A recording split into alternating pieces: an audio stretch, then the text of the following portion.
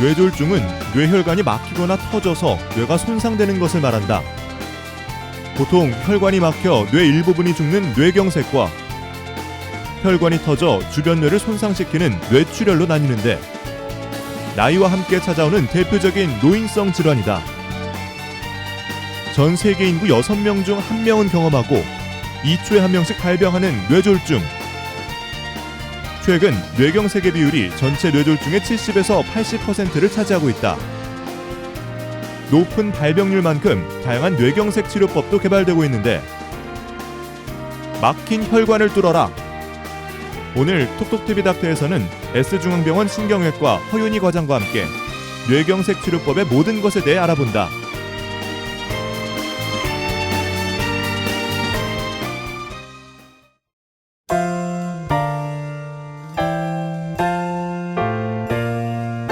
여러분 안녕하십니까? 도민들의 건강을 최우선으로 생각하는 톡톡TV 닥터의 이민재입니다. 네, 안녕하세요. 신소영입니다. 네, 요즘 인간의 평균 수명이 100세 이르면서 건강 문제, 특히 뇌와 관련된 건강 문제에 대한 관심이 참 높아졌죠. 네. 그래서 저희들도 뇌와 관련된 질환을 보다 많이 다루려고 노력을 하고 있습니다. 네, 특히나 이 뇌질환 가운데서 또 가장 무서운 것이 뇌졸중인데요. 네. 뇌졸중은 우리나라에서 단일 질환 중 사망 원인 1위라고 합니다.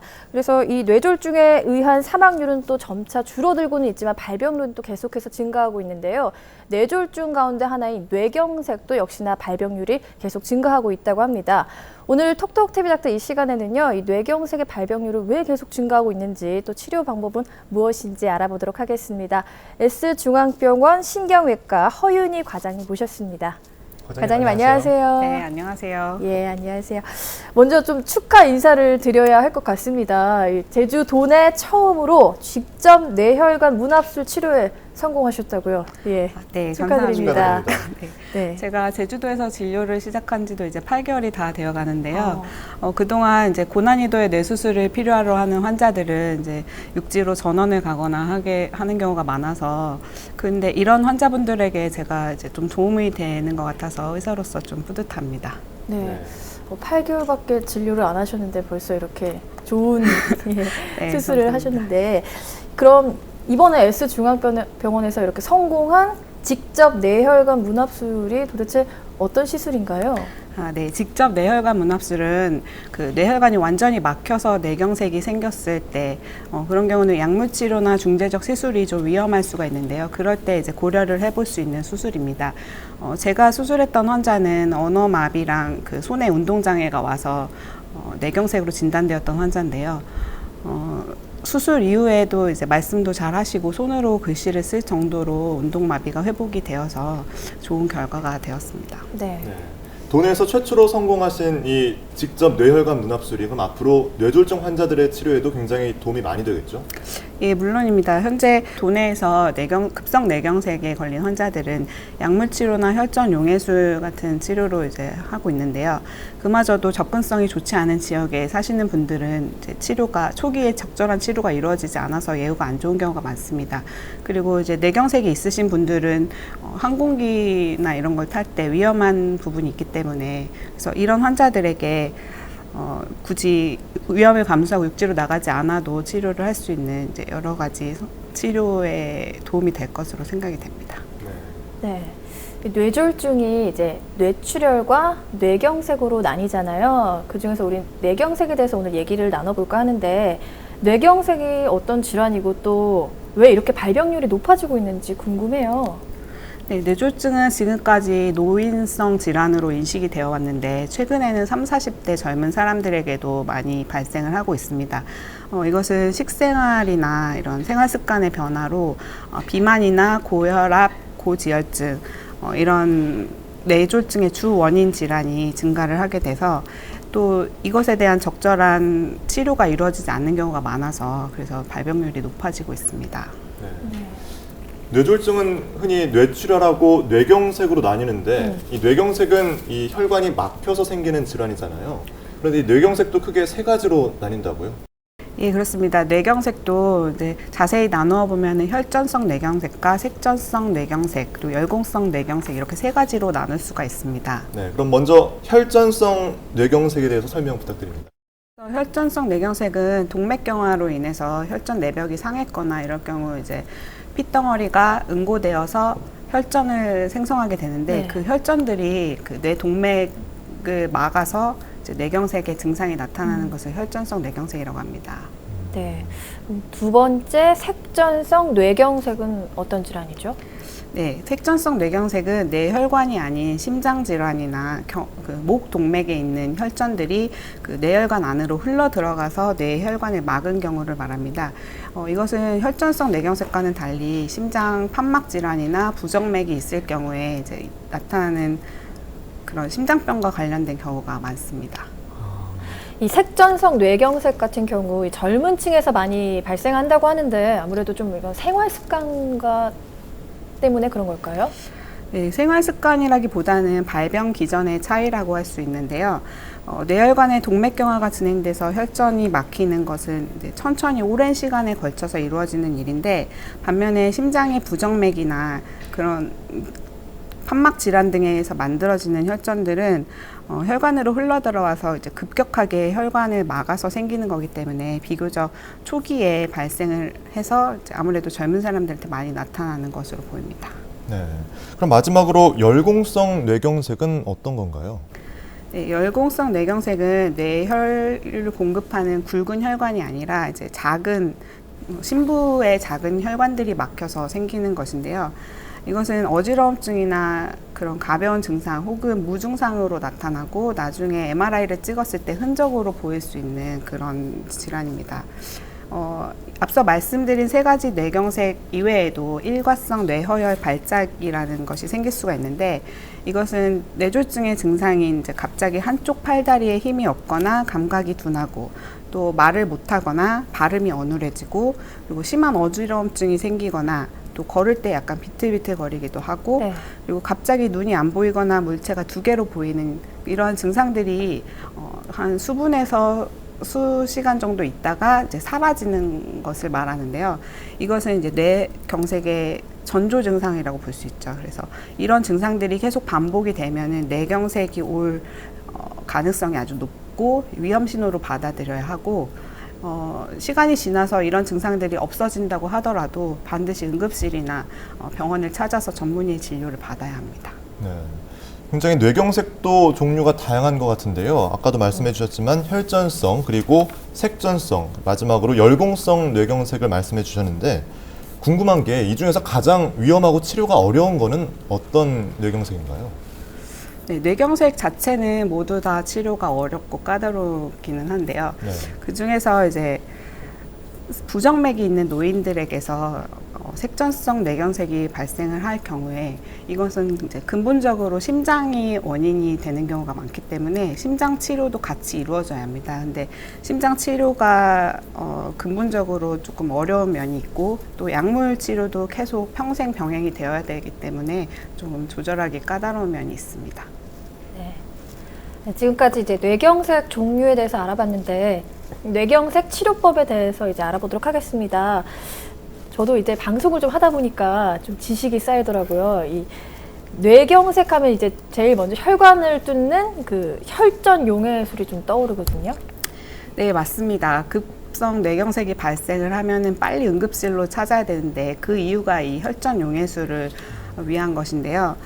발병한 지 3시간에서 6시간 이내에 보통 응급실을 찾아야 이 혈전 용해술이 가능합니다. 일단 정맥내로 주입하는 방법이 있는데 이 경우는 3시간 안에 무조건 이루어져야 하고요. 그리고 동맥내로 이루어지는 혈전 용해술 같은 경우에는 6시간까지도 시도를 할 수 있기 때문에 응급실에 이 안에는 도착을 해야 됩니다. 그리고 이 밖에도 동맥내로 직접 기구를 집어넣어서 그 혈전을 끄집어내는 물리적인 혈전 용해술도 하는 경우가 있습니다. 과거의 뇌경색 치료가 진행을 억제하고 재발을 방지하는 부분이 있다면 이러한 혈전 용해술 같은 뇌혈관 내 시술은 처음부터 뇌경색을 치료하고 예방해서 초기에 뇌신경 손상을 예방하는 그런 적극적인 치료라고 할 수 있습니다. 네. 이 혈전 용해술의 경우 아까 말씀하신 것처럼 3시간에서 6시간 안에 시행해야 되는 네. 특별한 이유가 있을까요?